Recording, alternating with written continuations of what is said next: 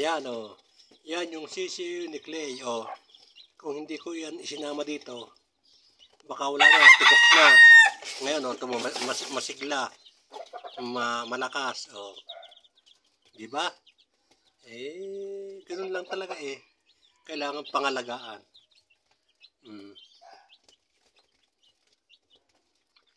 Kung gusto niyang iuwi, pwede niyang iuwi. Kung gusto niyang dito muna, pwede palakihin.